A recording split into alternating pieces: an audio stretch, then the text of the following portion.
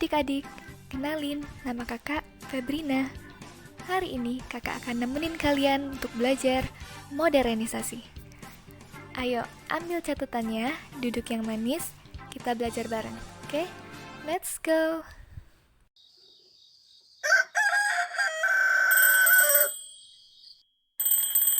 Ayo, adik-adik di sini siapa yang tadi pagi bangun-bangun langsung pegang HP? Senderan di pinggir kasur, bukannya mandi malah balas chat. Update status, buka Twitter, nonton YouTube. Saking asiknya sampai dimarahin mama karena hampir telat ke sekolah. Habis mandi karena udah mau telat, pesen ojek online deh biar cepet. Terus pulang sekolah, kelaparan, tinggal pesen makanan deh lewat online. Semua jadi gampang karena ada smartphone kesayangan kita ini. Tapi coba deh bayangin, gimana rasanya hidup di zaman sebelum teknologi yang kita kenal ini ditemukan? Jadi adik-adik, berpuluh-puluh tahun silam belum ada tuh yang namanya Android kayak yang kita pegang sekarang. Tapi seiring berkembangnya zaman, teknologi itu terus mengalami modernisasi, terutama pada alat transportasi, alat komunikasi, dan media massa. Adik-adik di sini siapa yang pernah naik delman? Itu loh kendaraan roda 2 yang ditarik sama kuda. Ternyata adik-adik, delman itu udah ada dari zaman dulu loh. Nah, delman itulah yang dipakai orang zaman dulu untuk bepergian. Tapi sekarang, eksistensi delman sudah tergantikan dengan mobil bertenaga mesin, yang pastinya lebih canggih dan lebih cepat ketimbang delman. Untuk kereta sendiri, jauh sebelum kereta listrik ada, kereta api lokomotif lah yang digunakan orang-orang untuk bepergian jarak jauh. Selain cepat, kereta api lokomotif ini juga cukup praktis, karena kita nggak perlu gonta-ganti alat transportasi untuk bisa sampai ke tempat tujuan. Nah, oleh karena itulah adik-adik, banyak orang zaman dulu yang mengandalkan kereta api lokomotif ini untuk bepergian jarak jauh. Salah satu ciri khas kereta api lokomotif ini adalah cerobong asapnya, dan juga klakson khasnya yang berbunyi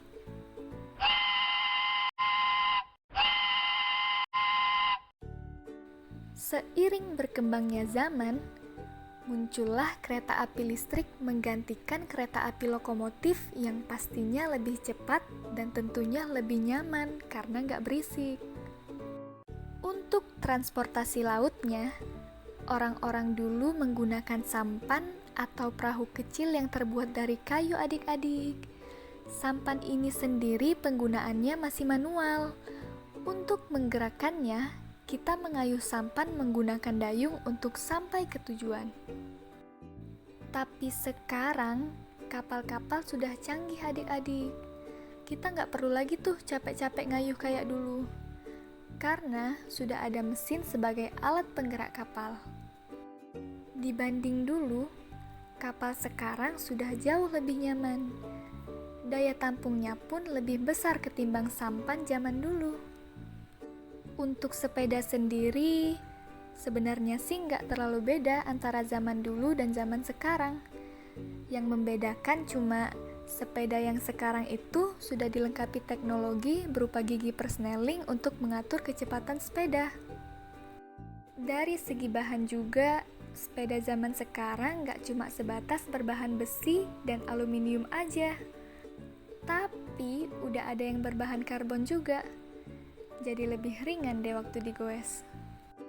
Untuk transportasi udara, pesawat zaman sekarang jauh lebih canggih ketimbang pesawat zaman dulu. Karena kurang canggih, penerbangan zaman dulu punya resiko kecelakaan 5 kali lebih besar. Mulai dari tabrakan di udara, mesin terlepas dari badan pesawat, sampai turbulensi yang bikin pesawat jatuh sejauh 150 meter. Selain itu, karena langit-langit pesawat dulu nggak setinggi yang sekarang, ditambah lagi kualitas sabuk pengamannya yang buruk, turbulensi biasa aja bisa bikin leher patah loh adik-adik.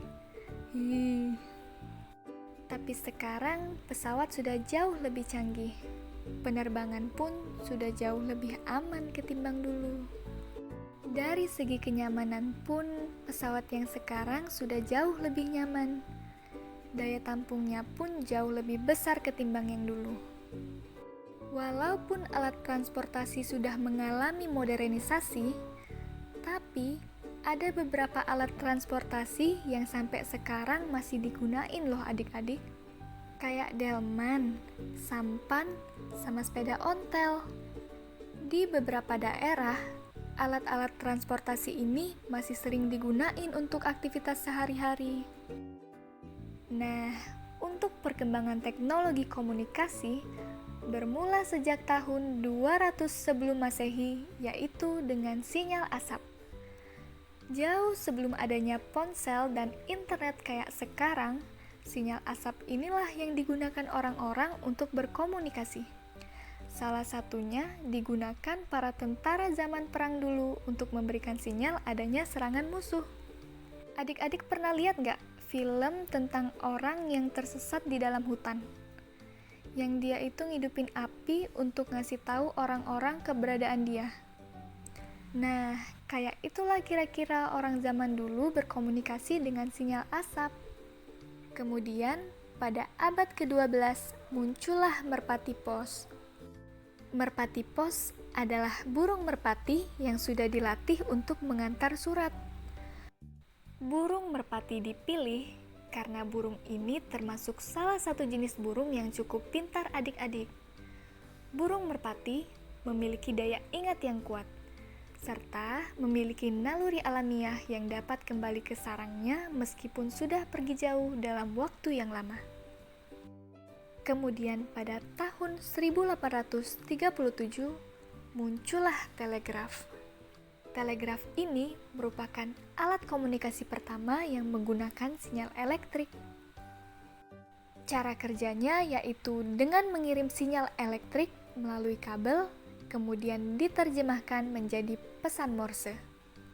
Oleh karena itulah, orang-orang yang menggunakan telegraf ini, baik pengirim maupun penerima, haruslah orang-orang yang paham dengan sandi Morse adik-adik.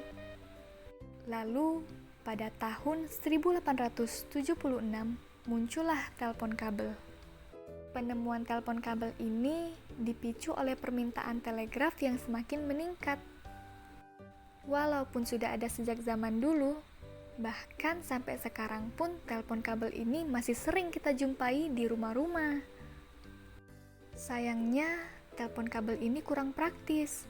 Berhubung teleponnya terhubung ke kabel, jadi nggak bisa dibawa kemana-mana. Kemudian, pada tahun 1920-an, muncullah telegram. Adik-adik ada yang ingat iklan ini nggak? Yang Beb! Yuhu! Yang Beb! HL, ada BBQ gak? TT. HL? BBB kanen ha? HL, LYSM BBQ GP. HL, LGPR GSM BBQ G. Saking hematnya, ngomong pun harus disingkat-singkat. Ternyata, telegram juga gitu adik-adik. Tarif mengirim telegram itu dihitung berdasarkan jumlah karakternya, termasuk tanda baca. Walaupun gitu, telegram ini dulu cukup diminati loh adik-adik. Karena waktu yang dibutuhkan untuk mengirimkan pesannya bisa kurang dari 1 hari. Kemudian, pada tahun 1973, muncullah telepon genggam. Telepon genggam inilah yang merupakan cikal bakal munculnya internet dan berbagai teknologi lain yang ada dan kita kenal sekarang ini. Jadi, seiring berkembangnya zaman, teknologi komunikasi pun turut mengalami perkembangan. Sehingga sekarang kita nggak lagi kesulitan untuk berkomunikasi walaupun dengan jarak yang jauh sekalipun. Nah, untuk perkembangan teknologi informasi sendiri diawali dengan munculnya surat kabar pada tahun 1605. Di Indonesia sendiri, surat kabar sudah ada sejak zaman penjajahan Belanda. Surat kabar pertama yang terbit di Indonesia adalah surat kabar dalam bahasa Belanda. Surat kabar inilah yang menjadi cikal bakal munculnya koran-koran pribumi berbahasa Melayu. Kemudian pada tahun 1920-an muncullah radio. Siaran radio pertama Indonesia adalah RRI yang merupakan singkatan dari Radio Republik Indonesia.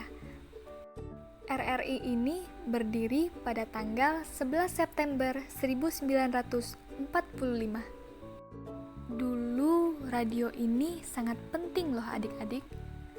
Radio ini digunakan sebagai alat komunikasi antara pemerintah dengan rakyat. Sampai sekarang pun radio ini masih sering digunain. Walaupun memang di zaman sekarang radio-radio ini sudah berevolusi menjadi radio digital seperti yang ada di HP-HP kita sekarang. Kemudian pada tahun 1940-an muncullah televisi. Siaran televisi pertama di Indonesia adalah TVRI. Sejarah pertelevisian Indonesia berawal saat Indonesia ditunjuk menjadi tuan rumah dalam Asian Games keempat tahun 1862. Mengucap Bismillah, saya menyatakan Asian Games keempat tahun 1962 di Jakarta terbuka. Itulah kali pertama adanya siaran langsung di Indonesia. Kemudian pada tahun 1970 muncullah internet. Dengan adanya internet, segala informasi bisa kita dapatkan dengan mudah, baik berita dari dalam maupun luar negeri sekalipun. Semua dapat kita akses dengan mudah melalui internet. Seiring berkembangnya teknologi, penemuan smartphone, terutama internet, membawa pengaruh dan perubahan yang besar. Bahkan surat kabar, radio, dan televisi pun yang dulunya konvensional, sekarang sudah ada dalam HP kita. Gak dipungkiri pula, perkembangan teknologi ini tentu membawa perubahan besar dalam gaya hidup masyarakat sehari-hari. Semua jadi gampang dan praktis karena hampir segala kebutuhan kita dapat kita penuhi hanya dengan satu alat, yaitu smartphone yang kita pegang sekarang. Segala hal yang dulu terasa sulit sekarang jadi mudah karena adanya modernisasi. Jadi, dapat kita simpulkan bahwa modernisasi adalah suatu proses transformasi ke arah yang lebih maju. Tentunya, perubahan ini bisa berdampak positif dan bisa pula berdampak negatif. Oleh karena itulah, pesan kakak, bijaklah dalam menggunakan teknologi. Kakak akhiri, sampai jumpa.